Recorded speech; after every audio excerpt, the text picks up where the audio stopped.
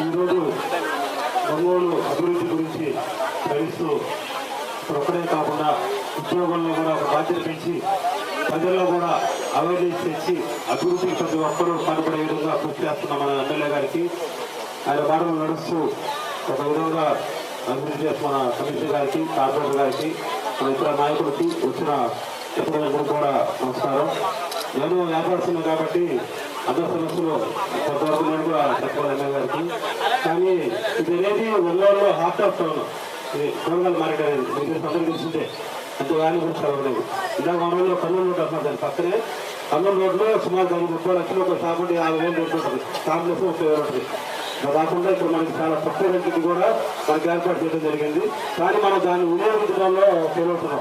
ఇంత పెద్ద స్థలము, దీని పక్కన ఇంకా ఖాళీ స్థలము, ఇవన్నీ కూడా ప్రతి ఒక్కరికి ఉపయోగపడే విధంగా కూడా మనం రూపొందించుకోవాలి. కాకుండా అంతేకాకుండా మనం చూస్తే వర్షం వస్తే ఎట్లా ఉంటుంది మన మార్కెట్ వెంటనే తెలిసిందే.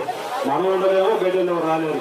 కర్నూలు రోడ్డు కానీ, ఇటు గాజు రోడ్డు కానీ అన్నీ కూడా ఈ మధ్య ఎమ్మెల్యే గారి సహకారంతో మన కమిషనర్ గారు ఈ షాపుల ముందు మెట్లని తీసి లోపల ట్రైన్ సుమారు 10 సంవత్సరాల నుంచి ఉంటుంది, మొత్తం తీస్తా అంత అభివృద్ధికి కృషి చేస్తారు.